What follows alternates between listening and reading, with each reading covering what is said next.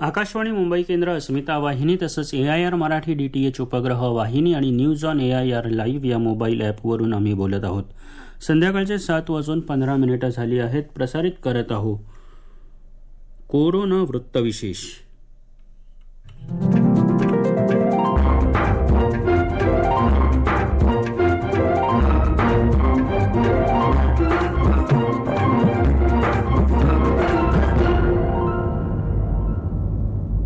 श्रोते हो, नमस्कार. आजच्या कोरोना वृत्तविशेष कार्यक्रमात आपलं स्वागत. आजच्या कोरोना वृत्तविशेषमध्ये आपण ऐकणार आहात राज्यात कोरोनाच्या दुसऱ्या लाटेची शक्यता आणि ज्येष्ठ नागरिकांनी घ्यायची काळजी याविषयी केलेलं विवेचन. श्रोते हो, कोरोनाचं संकट संपायचं नाव घेत नाहीये. अनेक देशांमध्ये कोरोना विषाणूच्या साथीनं थैमान घातलं आहे. पण जिथे याची साथ आटोक्यात आली आहे त्या देशांनाही आता संसर्गाच्या दुसऱ्या लाटेची भीती आहे. साथीच्या रोगांच्या बाबतीत संसर्गाची दुसरी लाट याची शक्यता अनेकदा खरी ठरली आहे. स्पॅनिश फ्लूचा संसर्गाची दुसरी लाट पहिल्या लाटेपेक्षा भयंकर होती. मग कोरोनाच्या विषाणूच्या बाबतीत हीच गोष्ट खरी ठरणार का? त्याचे काय परिणाम होतील? हे प्रश्न आता सर्वसामान्यांना पडू लागले आहेत. आपल्या देशात अजून कोरोना विषाणूचा प्रादुर्भाव पूर्णपणे आटोक्यात आला नसल्यानं इथं कोरोना विषाणूचा धोका आणखी वाढू शकतो. विषाणूंची तीव्रता कमी व्हायला मोठा काळ जावा लागतो. कोरोना विषाणूची साथ सुरू होऊन जवळपास वर्षाचा कालावधी झालाय. त्यामुळे कोरोनाचा धोका संपलेला आहे अशी समजण्याची चूक आपल्याला करायची नाहीये. कोरोनापूर्वी जेवढा भयानक होता तेवढाच आताही आहे. त्यामुळे प्रत्येकानं खबरदारी घेणं गरजेचं आहे. कोरोनाचा सर्वात जास्त धोका हा ज्येष्ठ नागरिकांना आहे, हे या रुग्णांच्या आकडेवारीवरून स्पष्ट झालेलं आहे. कोरोनाबाधित रुग्णांमध्ये सर्वाधिक आकडा हा ज्येष्ठ नागरिकांचा आहे आणि कोरोनामुळे जास्तीत जास्त मृत्यू हे ज्येष्ठ नागरिकांचेच झाले आहेत. जुने दुर्धर आजार आणि शरीराची प्रतिकारशक्ती कमी झाल्यामुळे ज्येष्ठ नागरिक कोरोनाला बळी पडत आहेत. आता तर कोरोनाच्या दुसऱ्या लाटेची शक्यता वर्तवली जात असल्यानं ज्येष्ठ नागरिकांनी अधिक काळजी घ्यायला हवी. आहार, विहार आणि आपल्या आजारांबाबत त्यांनी अधिक जागृत होऊन दैनंदिन व्यवहार सुरू ठेवले पाहिजेत. आपल्या देशात आणि राज्यात गेल्या काही दिवसांपासून सातत्यानं कोरोना रुग्णांच्या संख्येत वाढ होत असल्यानं ही दुसरी लाट असल्याची चिंता व्यक्त होते. अशा ज्येष्ठ नागरिकांनी आपल्या आरोग्याविषयी अधिक खबरदारी घेणं आवश्यक आहे. याबाबत KM रुग्णालयाचे अधिष्ठाता डॉक्टर अविनाश सोपे यांनी अधिक माहिती दिली आहे. गेल्या काही दिवसात दिवाळीनंतर कोरोनाच्या रुग्णांची संख्या आपल्याला वाढताना दिसते. याचं कारण म्हणजे लोकांनी बाजारात केलेली गर्दी आणि बऱ्याच वेळा बेफिकिरेपणे मास्क न वापरता फिरल्यामुळे कोरोना पसरत चाललाय. जरी हा आता तरुणांमध्ये पसरत असला तरी ते ज्यावेळी घरी येतात त्यावेळी ते त्यांच्या घरी असलेल्या वयस्कर व्यक्तींनाही कोरोनाची लागण लागू शकते. वयस्कर व्यक्तींमध्ये सर्वसाधारणपणे ज्यांना जास्त आजार आहेत, म्हणजे मधुमेह आहे किंवा त्यांना रक्तदाब आहे किंवा ज्यांना हृदयविकाराचे आजार आहेत, त्यांनी याची जास्त काळजी घेणं आवश्यक आहे. सर्वात प्रथम म्हणजे ज्यांना मधुमेह असतो त्यांनी या कोविड काळामध्ये विशेष काळजी घेणं आवश्यक असतं. मधुमेहामध्ये रोगप्रतिकार शक्ती दोष असतात, त्यामुळे वैयक्तिकरित्या संसर्गाची लागण होण्याची शक्यता असते व COVID-19 हा त्यालाही अपवाद नाही. कोरोना व्हायरस हा स्वादुपिंडाचं नुकसान करतो, तसेच तणावामुळे देखील रक्तातील साखरेचे प्रमाण वाढते. त्यामुळे अशा रुग्णांना इन्शुलिनची जास्त गरज लागू शकते. मधुमेह असलेल्या पुरुषांपैकी वृद्ध व ज्यांना उच्च दाब व हृदयविकार व तीव्र मूत्रपिंडाचा रोग असेल अशा व्यक्तींना जास्त गंभीर आजार होण्याची शक्यता असते. कोरोनाची लागण झाल्यास त्यांना अतिदक्षता विभागाची गरज लागू शकते आणि अशा व्यक्तींमध्ये मृत्यूदर हा इतरांपेक्षा जास्त असतो. त्यामुळे अशा व्यक्तींनी जास्त काळजी घेऊन त्याच्यावर कठोर देखरेख ठेवली पाहिजे.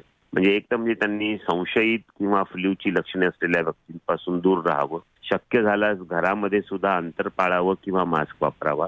त्यांनी नियमितपणे रक्तातील किंवा लघवीतील ग्लुकोजचं प्रमाण मोजून तसेच योग्य जीवनशैलीचे पालन करायला पाहिजे. घरच्या घरी फेऱ्या मारल्या पाहिजेत. साधारणतः 7 ते 8 हजार पावलं रोज घरच्या घरी चाललात तर उत्तम. आणि साखरेवर नियंत्रण ठेवलं पाहिजे.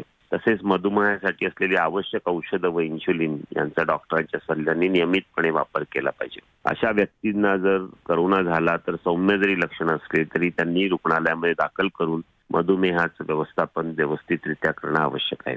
इतर वयस्कर यांना जे आजार असतात, ज्याच्यामध्ये हृदयरोगाचे आजार असतात किंवा त्यांना रक्तदाबाचे असतात, त्यांनी सुद्धा साधारणतः या काळामध्ये नेहमी आपली तपासणी केली पाहिजे. रक्तदाब असेल तर दर 2 आठवड्यांनी तो चेक केला पाहिजे आणि त्याप्रमाणे औषधांची ऍडजस्टमेंट करायला पाहिजे. त्याचप्रमाणे इतर आजार असतात, ज्याच्यामध्ये हृदयरोगाचे आजार असतील तर त्याची व्यवस्थित तपासणी करून त्याच्यावरची औषधही त्यांनी घेतली पाहिजे. सर्वात महत्वाचं म्हणजे की त्यांनी वापरलेली जीवनशैली योग्य वेळी त्यांनी आहार घ्यावा आणि साधारणतः वेळच्या वेळी जेवण घ्यावं आणि दररोज साधारणतः जमलं तर थोडंसं चालत राहावं. ह्याच बरोबर वयस्कर लोकांना खोकण्याची शक्यता जास्त असते, अशा वेळी त्यांनी मास्क नक्कीच वापरावा. त्यांची जी फुफ्फुसं असतात ती कमजोर असतात, त्याच्यामुळे त्यांनाही करोनाची लागण असण्याची जास्त शक्यता असते. म्हणून त्यांनी प्राणायाम किंवा ब्रह्मविद्या यासारखे श्वसनाचे व्यायाम केले तर त्याचा त्यांना नक्कीच फायदा होईल. थोडक्यात म्हणजे की वयस्कर व्यक्तींनी जास्त काळजी घेणं आवश्यक आहे. चांगल्या जीवनशैली बरोबरच आपली औषधं आणि आपले आजार जर नियंत्रणात ठेवले तर त्यांना करोना जरी झाला तरी तो सौम्य होईल किंवा कोरोनापासून त्यांनी दूर राहिलेलंच बरं माझ्या मते. श्रोते हो, राज्यात कोरोनाच्या दुसऱ्या लाटेची शक्यता वर्तवण्यात येत असल्यानं प्रत्येकानं आपले दैनंदिन व्यवहार करताना अधिक खबरदारी घेणं गरजेचं आहे. विशेषतः ज्येष्ठ नागरिक, लहान बालकं आणि गरोदर महिलांनी अधिक काळजी घेतली पाहिजे. कोरोनामुळे लावण्यात आलेले निर्बंध आता कमी करण्यात आल्यानं सर्वच दैनंदिन व्यवहार हळूहळू पूर्वपदावर येत आहेत. त्यामुळे नागरिक मोठ्या प्रमाणावर घराबाहेर पडू लागले आहेत. यात ज्येष्ठांचा समावेशही मोठा आहे. बाजारपेठा, बसगाड्यांमधून ज्येष्ठ नागरिक फिरू लागले आहेत. खरं तर कोरोनाचा धोका अद्याप संपलेला नसल्यामुळे ज्येष्ठ नागरिकांनी घराबाहेर पडू नये असं आवाहन वारंवार करण्यात आल्यानंतरही मोठ्या प्रमाणावर ज्येष्ठ नागरिक रस्त्यावरून फिरताना दिसत आहेत. रस्त्यावरच्या गर्दीत वाढ झाल्यानं ज्येष्ठांनी स्वतःच्या आरोग्याच्या दृष्टीनं अधिक सावधानता बाळगून शक्यतो घराबाहेर न पडणं अधिक फायद्याचं ठरणार आहे. याविषयी सांगता आहेत आरोग्यविषयक पत्रकार दीपक कैकते. मुंबईसहित महाराष्ट्रात कोविडचे पेशंट्स वाढू लागलेले आहे, ज्यामध्ये ज्येष्ठ नागरिक देखील 60 वर्षांपेक्षा अधिक वयोगटातील नागरिकांचाही भरणा दिसून येऊ लागलेला आहे. दिवाळीच्या सणामध्ये मोठ्या प्रमाणात लोकांनी एकमेकांच्या घरी जाणे, त्याचबरोबर कार्यक्रमात सहभागी होणे, त्यामुळे ज्येष्ठ नागरिकांमध्ये कोरोनाचा वाढलेला दिसून येत आहे.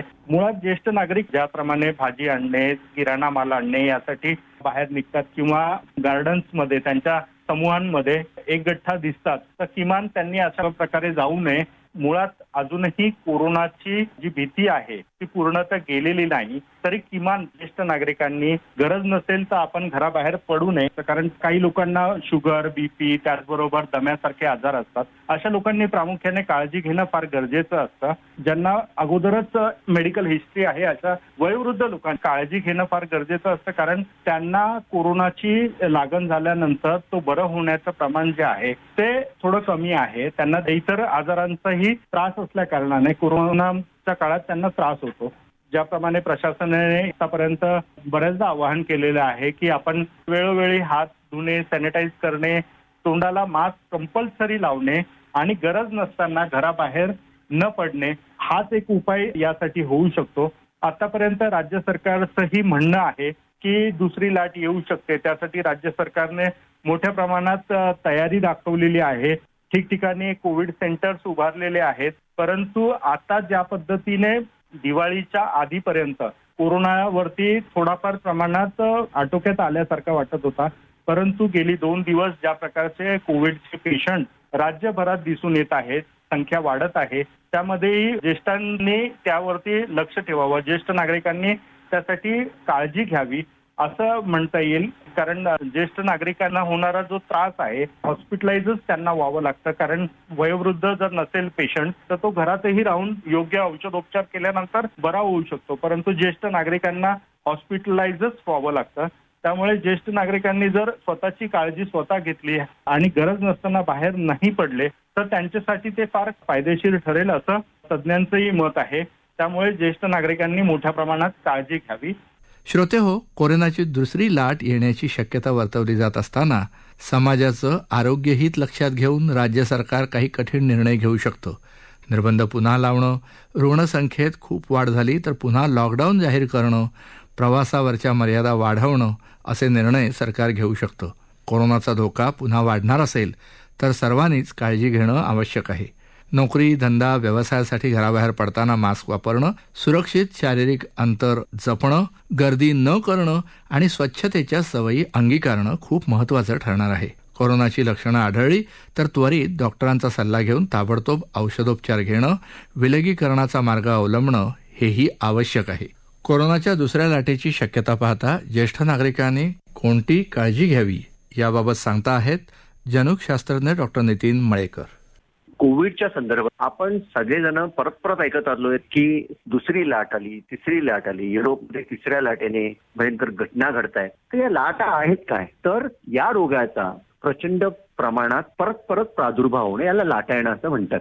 तर महाराष्ट्र सरकारने कोविड-19 साठी जे अतिशय संसर्गजन्य रोग आहे त्याच्यासाठी आपल्याला काही सूचना दिलेल्या आहेत, त्याचा आपण पूर्णपणे स्वीकार करायला पाहिजे. या सूचना जर आपण पाहिल्या नाहीत तर या रोगाचा प्रादुर्भाव वाढण्याची शक्यता आहे. राज्यात तसे मोठ्या शहरात जसे मुंबई, पुणे अद्याप कोरोनाचे रुग्ण मोठ्या प्रमाणात आढळून येत आहेत. अजूनही प्रादुर्भाव होत आहे. हा रोग अजून आटोक्यात आलेला नाहीये.